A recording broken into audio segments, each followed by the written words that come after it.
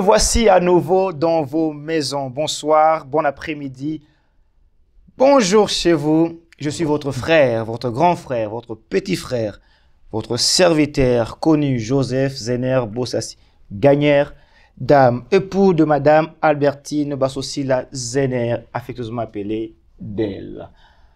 Dans le cas de cette émission, nous partagerons autour du sujet infidélité et divorce, deux points comme deux formes de criminalité qui se justifient dans le milieu chrétien. Autrement dit, dans le milieu des enfants de Dieu, de ceux qui se réclament appartenir à Dieu par Jésus-Christ. Ce soir, cet après-midi, ce matin, ça dépend de l'heure à laquelle vous nous écoutez. Je ne suis pas seul, je suis accompagné de messieurs Freddy et de messieurs Cody. Sans plus tarder, je veux demander à monsieur Cody de pouvoir, en peu de mots, se présenter. Monsieur Cody, bonsoir.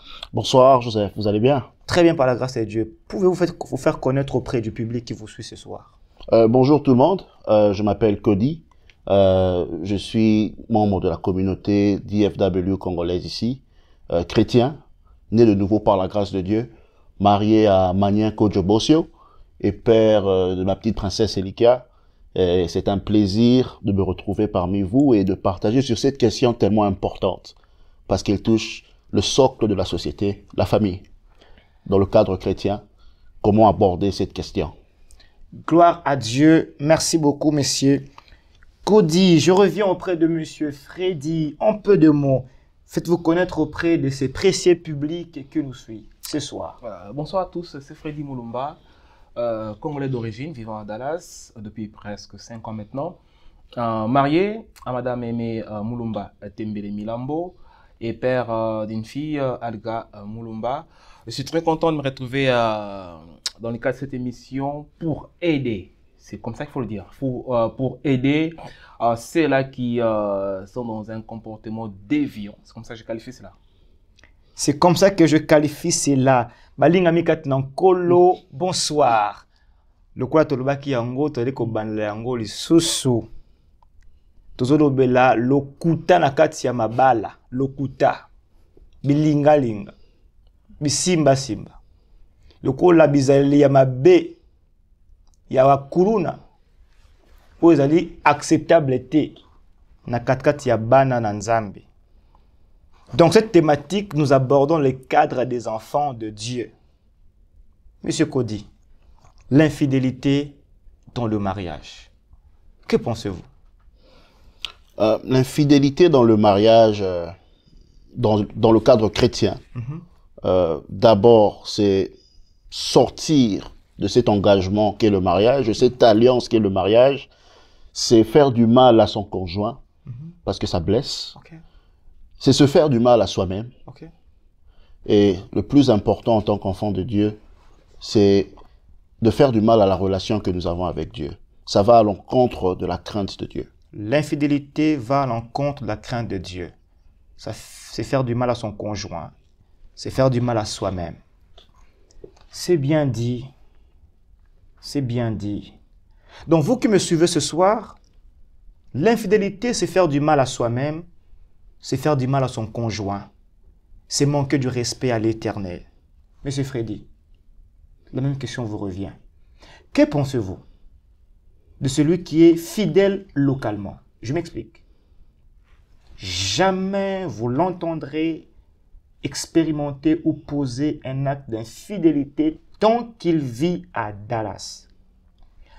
Mais si jamais vous le croisez à Houston, Vegas, Washington, pour d'autres en international, Kinshasa, pour d'autres en continental, quelque part dans le monde, ils sont méconnaissables comme étant mariés. Que pensez-vous de ces comportements infidèles en dehors du cadre local? Ce que je vais dire, peu importe que ce soit local, national, régional, je vais acheter continental, même domestique, parce que les infidélités aussi sont domestiques, hein. Il y en a quelqu'un qui est à la maison, mais qui est toujours infidèle dans sa maison. Donc, peu importe la forme que ça peut prendre, peu importe la dimension, ça ne change pas. Ok. Ça reste la même chose. Infidélité. Et infidélité, qui dit infidélité, c'est à classer dans un autre registre, le registre de ce qui n'est pas bon. Alors, qu'est-ce que je pense de l'infidélité? Je pense que c'est quelque chose qui n'est pas bon. C'est un comportement, un acte déviant. Déviant par rapport à quoi? Déviant par rapport à sa promesse d'amour. Parce qu'il faut se souvenir, hein, pour ceux qui sont mariés, le jour de leur vœu, chacun, femme comme homme, c'est son premier amour. Alors, quand vous avez un comportement qui ne correspond plus ou qui ne cadre plus avec une promesse que vous avez faite, c'est déviant. Donc, l'infidélité, c'est un comportement déviant. L'infidélité, c'est un comportement déviant. Un comportement déviant. Si vous devrez vous inscrire dans la peau de ceux qui sont pour l'infidélité, parce que si vous devez vous contextualiser, infidélité et divorce comme étant deux formes de criminalité qui se justifient dans le milieu chrétien. Je voudrais ici que vous puissiez un peu vous incarner dans la peau de ces chrétiens qui justifient l'infidélité. Comment est-ce que vous justifierez cela? Justement, on en vient maintenant. Infidélité ou divorce, de forme. Les criminalités, je trouve que les mots un peu trop dosés. Justifie-moi un peu ce comportement. Donc, je trouve que les deux termes sont un peu dosés quand on parle de criminalité. Alors, il faut maintenant aller maintenant dans les nuances des choses. Okay. Il faut entrer dans la nuance des choses. Est-ce qu'on doit nécessairement parler d'infidélité pour certains comportements ou certaines attitudes qui ne sont même pas vraiment qualifiables d'infidélité? Donnez-moi un exemple.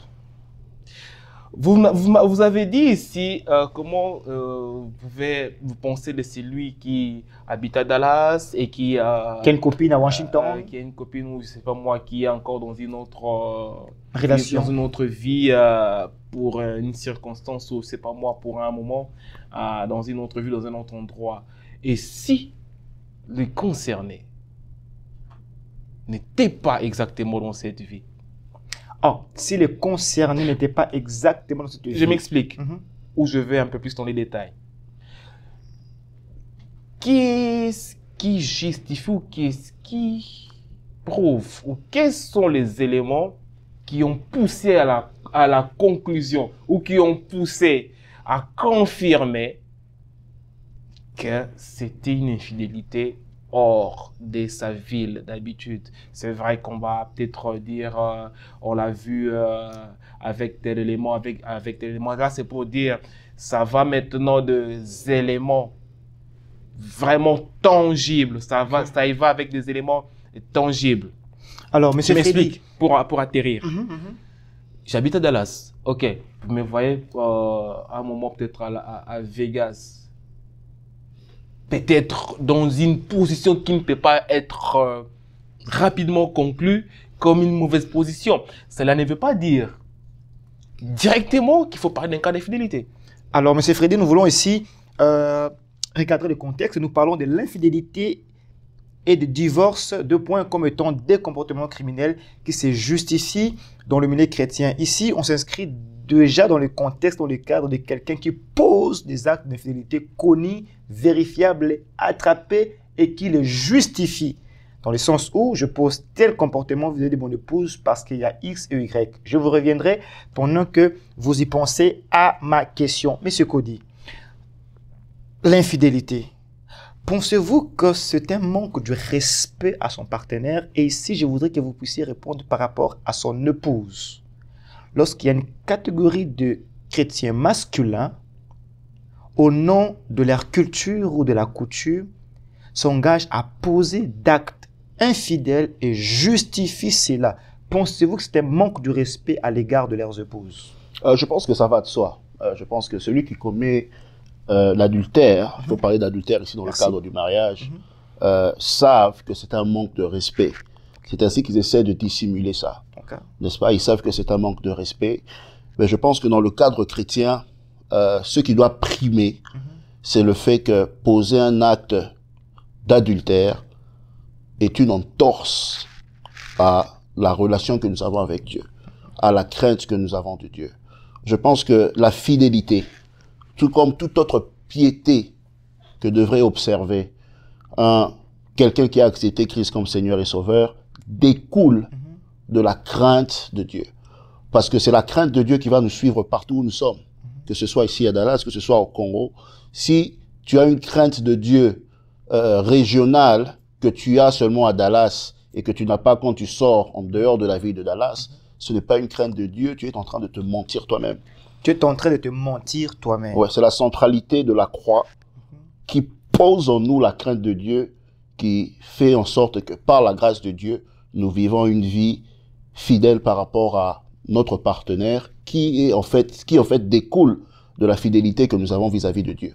Cependant, nous sommes faillibles. Hein? Il y a des gens qui tombent. Il y a moi-même, votre frère, peut-être je peux tomber, mais par la grâce de Dieu, j'espère que Dieu va m'en épargner.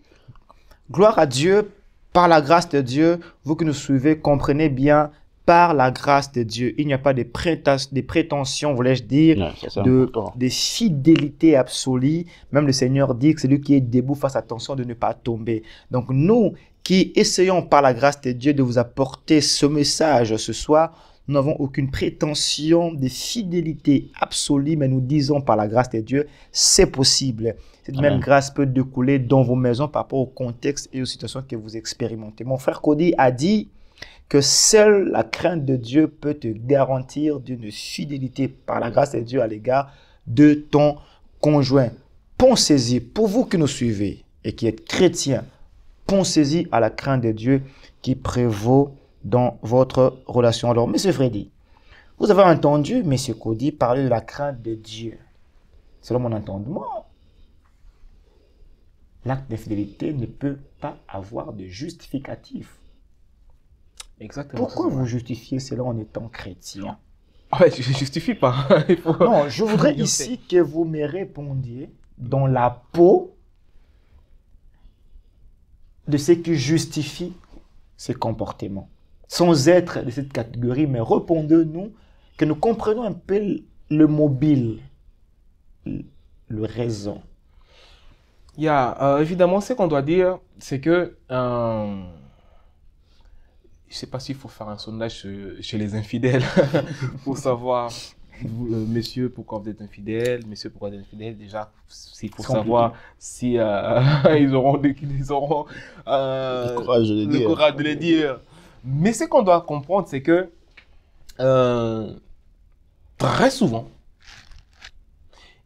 il y a une tendance à sortir, parce que moi j'appelle cela un acte de sortie, à sortir d'un vrai cadre, c'est-à-dire à des cadres de la fidélité pour aller vers l'infidélité.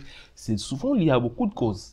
Okay. Et souvent ces causes, à force d'être de tort, finissent par donner raison. Ok, donc... Je m'explique. Okay. Quelqu'un, par exemple, qui s'est dit, il faut contextualiser les choses. On est dans une sorte de vie, une culture où le rythme de vie, les modes de vie, la relation, les interactions entre partenaires subissent des coups. Les relations, les interactions entre mariés, par exemple, sont court-circuitées par énormément de choses, des malentendus, par énormément de choses, des incompréhensions, par énormément de choses, des difficultés à marcher sur une même onde. Et que, dans le même cas, dans le même temps,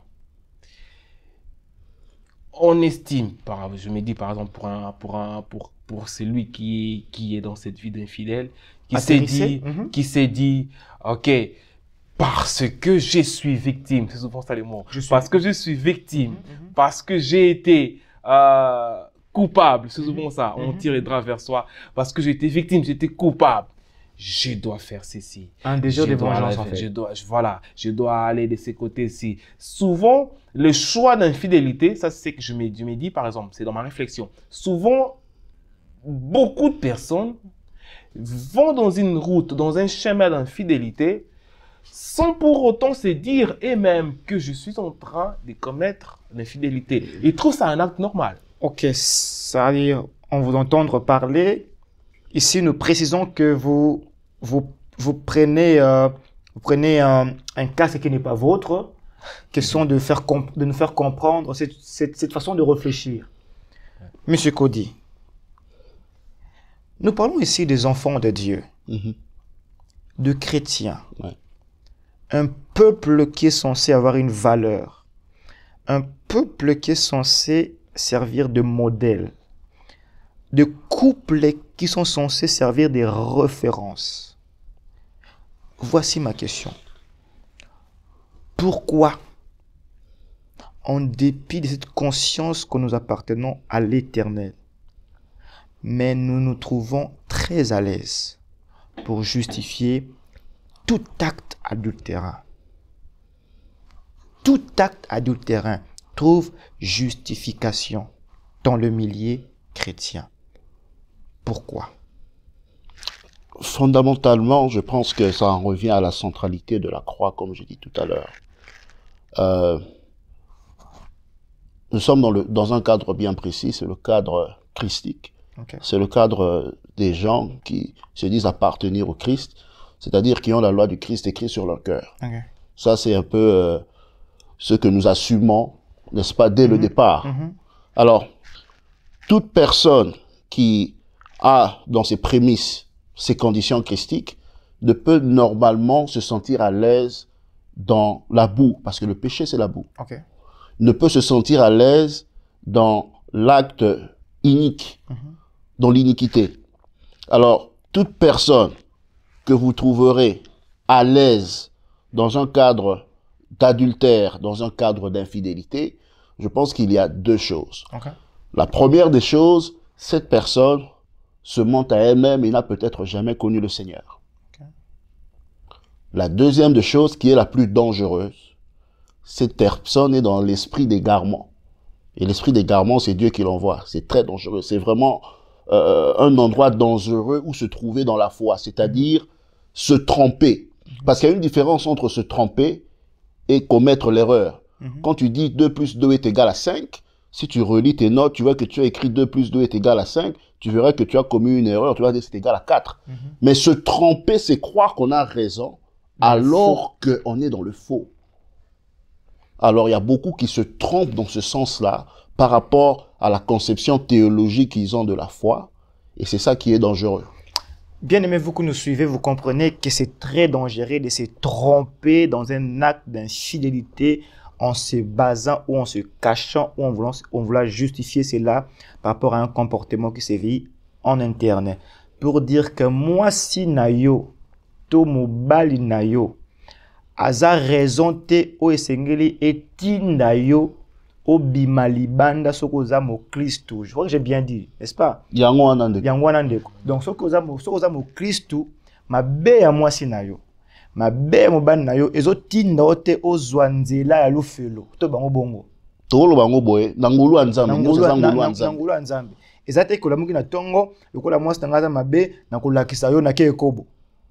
Yango wana. Po ebele alali na tongo biyo na kolakisa yo. Okanse oza mwasi asukisa nga na ke Dallas na ke Congo na kolakisa o ke basa pembe pe bazali. Yango wana. Ali ake akokubani na ye ale aye. Alléluia, amen. Que pensez-vous, Monsieur Freddy? Alors que nous parlons toujours de l'infidélité, pensez-vous, puisque vous estimez qu'il y a possibilité de justifier un comportement comme celui-là, pensez-vous que les femmes souffrent tout en découvrant la vérité de l'infidélité d'un homme qui justifie cela? Pensez-vous que la femme souffre? Je comprends que vous preniez la question. Je ne suis pas en train de prendre la position de la femme. Je suis en train juste de poser ma question. N'est-ce pas les téléspectateurs? Je ne fais que poser la question. Prenons-le comme ça. Ok, merci. Pensez-vous que le femme ou la personne féminine souffre d'un cas de fidélité? On va dire oui. Personne ne souffre. Personne ne peut dire qu'elle se sent bien quand elle est victime de quelque chose qui n'est pas bien. Et pourquoi vous n'arrêtez pas, malgré que vous comprenez, vous continuez? Alors, là maintenant vient une question de conscience. C'est ce que je veux dire, conscience personnelle. Ce que j'allais ajouter, c'est que autant une femme peut souffrir de l'infidélité, autant un homme peut aussi souffrir de l'infidélité. Certes, vrai. Ça va de pair. Ouais. Ça va de pair. Donc, je crois que les femmes, elles ont commencé à brandir cette notion de parité. Il faut que ça soit pareil. Dans la, Autant la la, femme la souffre- parité dans l'infidélité. Autant, en fait, je sais que j'allais dire, autant la femme souffre de l'infidélité, Autant que l'homme autant souffre. l'homme souffre aussi d'une infidélité. Parce que les gens ont tendance à croire que c'est l'homme qui a donc, et qu'il doit accepter, il peut faire passer. Non, moi je suis dans les camps de ceux qui disent que ce qui peut faire mal à une femme, ça peut aussi faire mal à un homme. Donc, Alors, si l'infidélité fait mal à une femme, ça fait aussi mal à un homme. Parce que moi, je concevrais mal que ma femme à moi triche. Ça va me faire mal. Ok. De la même manière qu'une femme va aussi concevoir mal que son homme triche. Alors, c'est que j'ai, à votre question, malgré que ça considérait comme un acte mauvais, pourquoi est-ce que les gens se justifient toujours? Alors, c'est que j'allais dire, ça devient maintenant une conscience personnelle. Mhm. Cette personne qui se justifie toujours que je fais ça pour, parce que c'est X, parce que c'est Y, parce que tel, n'a peut-être pas encore pris conscience que ce que je suis en train de faire est mauvais. Est mauvais, c'est-à-dire il y a un problème de conscience. Conscience. Mais ici, nous parlons d'un contexte chrétien. Ouais. Est-ce que dans votre mot de conscience, vous voulez dire n'a pas encore pris conscience qu'il est enfant de Dieu? Ou dans vos mots, vous dites qu'il y a encore problème du salut? Je veux comprendre un peu. C'est que nos suivants doivent comprendre. Vous dites conscience d'être enfant de Dieu, ou ces personnes se trompent eux-mêmes en ce qui concerne leur salut? Je voudrais juste comprendre un peu de mots. En peu de mots, ce que je vais juste résumer, c'est que cette personne-là, ce chrétien ou cette chrétienne, peu importe qu'elle soit chrétien ou qu'il se considère enfant de Dieu, quand déjà il trempe, c'est que j'allais dire, c'est le mot, il plonge dans l'infidélité sans savoir que ce que je suis en train de faire, c'est un acte d'infidélité. Parce que, j'ouvre une parenthèse, dans les milieux chrétiens, il se recense aussi beaucoup d'infidèles. Oh, dans les milieux chrétiens, Dans les milieux chrétiens. il se recense beaucoup d'infidèles. C'est que nous voyons aller à l'église, c'est que nous voyons rester dans les milieux chrétiens. Parmi eux, il y a aussi ceux qui plongent dans l'infidélité ou ceux qui ont été trouvés dans les cas d'infidélité, Alors, y compris, si on peut aller encore le plus loin, y compris des serviteurs de Dieu. je vous reviens sur ce point, y compris le serviteur de Dieu. Nous rappelons ici que le thème ou le sujet, c'est l'infidélité et le divorce. 2 points, 2 formes de criminalité qui se justifient dans le milieu chrétien. Nous appelons cela criminalité pour dire qu'on s'inscrit ici dans le contexte du droit divin. Et pour être beaucoup plus précis, du droit pénal divin. Il est vrai qu'il y a beaucoup de savants qui nous suivent, beaucoup des hommes intelligents qui nous suivent, qui peuvent recadrer les choses. Mais on s'inscrit ici dans le contexte d'un comportement dont l'Éternel réprimande à la rigueur de sa loi, de sa parole, sous réserve de toute tendance culturelle, toute tendance personnel. Ici, on s'inscrit dans les cadres des enfants de Dieu, dont Christ est le modèle. Monsieur Cody, je vous reviens. Mais c'est Freddy a dit, il est vrai que ce comportement peut être justifié au nom de la parité, vice-versa. Ça blesse la femme, ça blesse l'homme. Pensez-vous que dans le comportement infidèle, pensez-vous qu'un mari infidèle qui nous suit aujourd'hui, qui à cause de son acte, de son comportement infidèle dans sa femme, et au courant, il y a de cela quelques 2, 3, 4, 5 jours, 5, 10 ans, j'en passe, il est possible que ces derniers puissent revivre une réconciliation? Possible? Oui. Pourquoi Je pense que Dieu peut tout restaurer. Ce qui Dieu est peut impossible tout à l'homme restaurer. est possible à Dieu. Je m'explique. Dites ça au public, qui vous entendrait dire ça un peu, que tout est possible. Tout est possible. Dieu peut tout restaurer. La Bible dit qu'il vous rendra les années que les sauterelles ont dévorées. Les années dévorées par les sauterelles, c'est aussi ces années d'infidélité. Parce que ça a dévoré la paix dans votre couple, d'une certaine manière. Alors, Dieu peut restaurer. Nous avons des exemples, nous avons des témoignages des gens qui ont trouvé restauration en Dieu. Alors, Peut-être je peux parler à mon frère ou à une sœur aujourd'hui qui peut-être s'est retrouvé dans cette faute-là. Tu as blessé ton conjoint, tu t'es blessé toi-même et le plus important, tu as affecté ta relation avec Dieu. Dieu peut restaurer. Dieu restaure, Dieu change et Dieu transforme. Mais ce que nous devons faire, c'est d'abord admettre avec beaucoup d'humilité notre faute et cesser de justifier la faute. Nous avons mal agi. Nous venons à découvert devant Dieu avec sincérité. La Bible dit, l'Éternel est proche de ceux qui appellent à son nom, mais ceux qui le font avec sincérité. Sincère avec soi-même après être rentré en soi-même, voir que nous avons commis la faute et venir devant Dieu. David dit dans les psaumes 51, Seigneur, c'est contre toi seul que j'ai péché. Pourtant, il venait de tuer la femme, l'époux de la femme avec qui il avait commis l'adultère. Mais il dit que la première personne auprès de qui il a péché, c'est Dieu. La paix avec Dieu, la repentance sincère, c'est la première étape de la restauration. La repentance sincère, c'est la première étape de la restauration. Frères et sœurs, vous qui nous suivez, comprenez que ce plateau est animé, respire de l'amour du prochain. Nous sommes vos frères. On est tous partisans de la même grâce dont Jésus est la source. Il a payé le prix. Nous disons ensemble, tous nous avons péché. Il est impossible déjà en tant qu'enfants de Dieu que nous puissions laisser la grâce de Dieu couler juste pour question de sexe. Nous sommes mariés. Honorons le Seigneur dans nos mariages. Tu es là, tu vis dans l'infidélité, homme ou femme. Mon frère Cody vient de dire, il est possible de te relever, il est possible de restaurer ton mariage. Ne laisse pas un acte d'infidélité détruire ton mariage. Monsieur Freddy, je vous reviens alors que M. Cody a dit que c'est possible que le mariage soit restauré. Est-ce que vous pensez qu'il est possible que cette génération qui justifie l'infidélité, est-il possible, au nom de la grâce de Dieu, que ces comportements prennent fin, que ces mariés deviennent localement, régionalement, internationalement, continentalement, cellulairement, mentalement, fidèles à son partenaire? Pensez-vous que c'est possible? D'emblée, j'aimerais dire, il n'y a rien qui est impossible. Okay.